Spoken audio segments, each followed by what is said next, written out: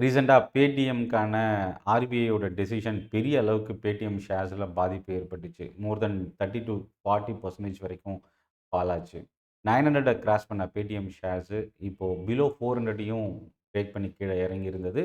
அடுத்த company IAFL finance. IAFL finance ஒரு gold loan issue பண்ணுற கம்பெனி.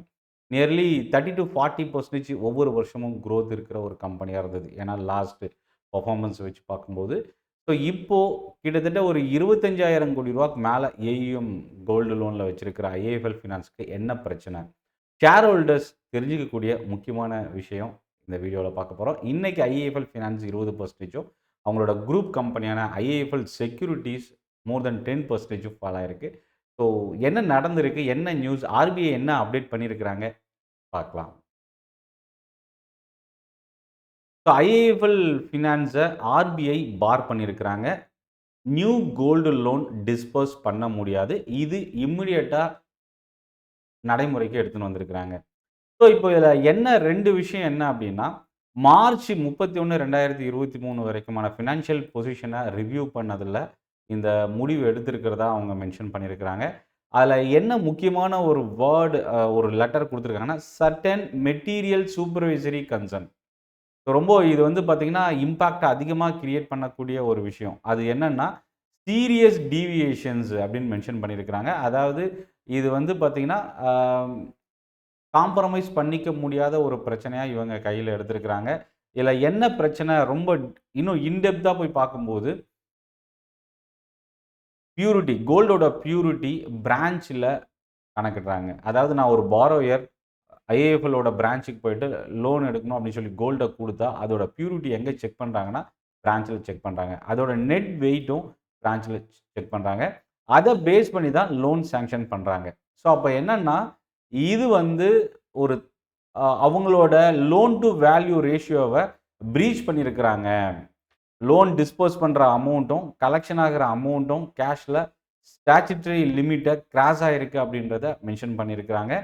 ஸோ இப்போ இந்த டிஸ்போசல் கலெக்ஷன் லோன் அமௌண்ட் இருக்குது பார்த்தீங்களா, அதில் தான் ஆடிட்டில் ஒரு பெரிய பிரச்சனையாக ஐஏஎஃப்எல்க்கு கிரியேட் பண்ணியிருக்கு.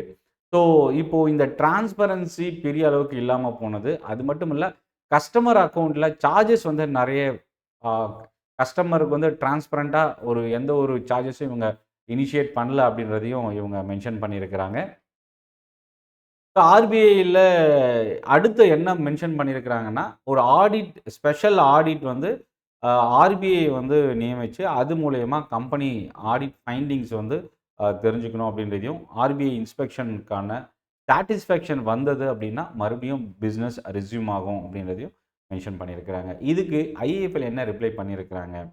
ஸோ இந்த அப்சர்வேஷனை நாங்கள் ரெக்டிஃபை பண்ணுவோம். எங்களோட கமிட்மெண்ட் பிஸ்னஸ் லோன் போர்ட்ஃபோலியோவை மறுபடியும் ரெஸ்யூம் பண்ணுறது தான் எங்களோட அப்ஜெக்டிவ். ஸோ அதுக்கான ஆர்பிஐக்கு நாங்கள் ஒத்துழைப்பு கொடுப்போம் அப்படின்றதையும் மென்ஷன் பண்ணியிருக்கிறாங்க. இதில் முக்கியமான பிரச்சனை என்ன அப்படின்னா, ரீசெண்டாக ஜெஃப்ரீஸு பை ரெக்கமெண்டேஷன் ஐஏஎஃப்எல் ஃபினான்ஸ்க்கு கொடுத்துருந்தாங்க.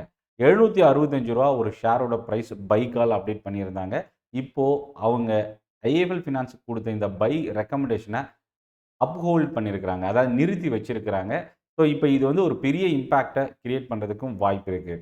இந்த கோல்டு லோன் மட்டும்தான் ஐஏஎஃப்எல் ஃபினான்ஸோட பிஸ்னஸா அப்படின்னு கேட்டிங்கன்னா, ஓவரால் ஏயுஎம்மில் 32% வந்து ஏயுஎம் வந்து இவங்க இதில் கோல்டு லோனில் மெயின்டைன் பண்ணுறாங்க. ஸோ இப்போ இந்த பிஸ்னஸை அவங்களால கண்டினியூ பண்ண முடியாது. ஆர்பிஐயோட அடுத்த நடவடிக்கை என்ன? மேபி அவங்க இந்த கோல்டு லோனை பிஸ்னஸை ரெஸ்யூம் பண்ணுறதுக்கு அலோவ் பண்ணுறாங்களா? இல்லை அகெயின் இந்த டூரேஷன் வந்து இன்னும் எக்ஸ்டெண்ட் ஆகுமா அப்படின்றத பொறுத்து இந்த ஸ்டாக்கோட அடுத்த கட்ட ப்ரைஸ் மூவ்மெண்ட் இருக்க வாய்ப்பு இருக்குது. இதில் லெண்டிங் ப்ராடக்ட் முக்கியமாக 32% ஏயுஎம் மெயின்டைன் பண்ணுறது ஐஏஎஃப்எல் ஃபினான்ஸோட ஓவரால் புக்கில் ஒரு பெரிய பாதிப்பு ஏற்படுத்தும். அது மட்டும் இல்லை, வேறு என்னென்ன இம்பேக்ட் வரும் பார்த்தீங்கன்னா, கோ லெண்டிங் இன்கம் பொட்டென்ஷியலாக இன்க்ரீஸ் ஆகும் அப்படின்றதையும் மென்ஷன் பண்ணியிருக்கிறாங்க. அதே போல் காஸ்ட் ஆஃப் ஃபண்டு ரைஸ் ஆச்சுன்னா அது கம்பெனியோட ப்ராஃபிட்டை பெரிய அளவுக்கு பாதிக்குன்றதையும் மென்ஷன் பண்ணியிருக்கிறாங்க. ஏர்னிங் பர் ஷேரு 25-30% வரைக்கும் ஃபால் ஆகுன்றதையும் ஜெஃப்ரீஸ் மென்ஷன் பண்ணியிருக்கிறாங்க. இப்போ ரீசெண்டாக ரிசல்ட்டில் வந்து பார்த்தீங்கன்னா 29% க்ரோத் ப்ராஃபிட்டில் கொடுத்துருக்குறாங்க.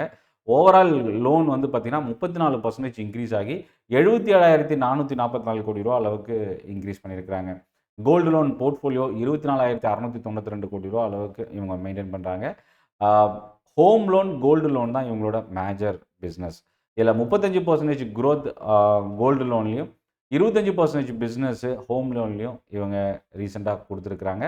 இப்போ கரண்ட் ஸ்டேட்டஸ் என்னென்னா, ஸ்பெஷல் ஆடிட் இந்த ரெஸ்ட்ரிக்ஷனுக்கு அப்புறம் கண்டக்ட் பண்ணி ஐஏஎஃப்எல் ஃபினான்ஸில் என்ன மிஸ்டேக் இருக்குது, அதை எப்படி நிவர்த்தி பண்ணுறது, இதெல்லாம் கம்ப்ளீட் ஆகி ஆர்பிஐ அதை ஓவர் கம் பண்ணி மேபி தவறு இல்லை அப்படின்ற பட்சத்தில் மறுபடியும் இவங்க கோல்டு லோனை ஸ்டார்ட் பண்ணலாம். மேபி அதுக்கான பெனால்ட்டியோ இல்லை ஆர்பிஐயோட அடுத்த கட்ட நடவடிக்கையை பொறுத்து தான் இவங்களோட பிஸ்னஸ் வந்து இன்கமும் சரி, அடுத்த 2-3 குவார்ட்டர்ஸில் இது ஒரு பெரிய பாதிப்பு ஏற்படுத்த வாய்ப்பு இருக்குது. அடுத்த ஒரு 9 மாதத்துக்கு இந்த கோல்டு லோன் பிஸ்னஸ் இவங்களால் கண்டினியூ பண்ணலன்னா அது பெரிய இம்பேக்டை இவங்களோட ப்ராஃபிட்லேயும் சரி, ரெவன்யூலையும் கிரியேட் பண்ணுறதுக்கான வாய்ப்பு இருக்குது.